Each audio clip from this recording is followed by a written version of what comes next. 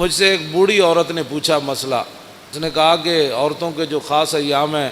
اس میں روزے کی قضا ہوتی ہے، اس کی عمر 60 سال کے قریب ہو، تو میں نے کہا ہوتی ہے، اس نے کہا مجھے تو آج تک کسی نے بتایا ہی نہیں،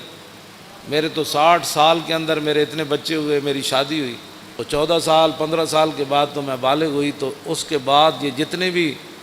کم از کم جو ہے 46 سال بنتے ہیں، 46 سال کے اندر میں نے تو ایک بار بھی رمضان کے روزوں کی قضا نہیں کی۔ تو میں نے کہا اس مائی کو کہا کہ مائی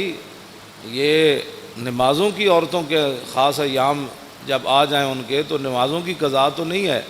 اللہ رسول نے ان کو معاف کر دیا جتنے ان کے ایام ہیں کہ مہینے میں 10 دن، آخری حد 10 دن ہے، 8 دن اس کے مخصوص ایام ہوں، 5 دن ہوں، کم از کم 3 ہیں، زیادہ سے زیادہ 10 ہیں جو شریعت نے رکھے، لیکن اس کے اندر وہ جتنی نمازیں اس کی 10 50 اب 50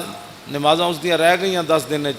تو پھر تو ساری زندگی قضامت ہی لگی رہے گی، اس لیے اللہ رسول نے یہ بوجھ عورتوں سے ہٹا دیا۔ میں نے کہا روزے آتے ہیں صرف سال میں ایک بار، اور وہ زیادہ سے زیادہ 10 قضا ہوں گے، کم از کم 3 ہوں گے، ان کی قضا تو شریعت میں ہے۔ اس نے کہا میں نے تو نہیں کیے، تو میں نے کہا آپ نے نہیں کیے تو یہ تو آپ کا اپنا قصور ہے، آپ کریں۔ میں نے کہا کیسے کروں، 46 سال کے روزوں کی قضا کیسے کروں گی؟ یہ صورت حال ہے مسلمان، یہ پاکستان کی بات ہے۔ ظاہر ہے ہر بندہ تو مفتی ہے، تو جب شریعت کا مسئلہ بتایا ہی کسی نے نہیں عورتوں کو۔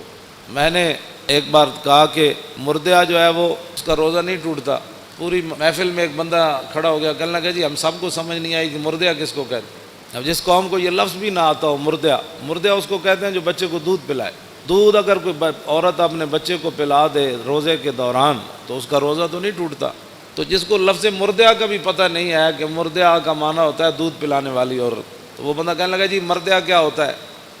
تو یہ میں 1-2 مثالیں، ویسی میں تو اپنا جو پڑھا ہے وہ بیان تو میں ہر جگہ کرتا رہتا ہوں، لیکن حقیقت یہ ہے کہ اس قوم کے اندر علم کی اتنی کمی ہے۔ اقبال کہتا ہے واہ ناکامی متاع کارواں جاتا رہا، اور کارواں کے دل سے احساس زیاں جاتا رہا۔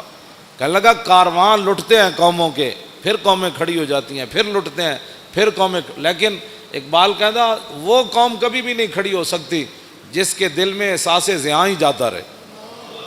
ہاں وہ قوم کبھی بھی نہیں کھڑی ہوتی۔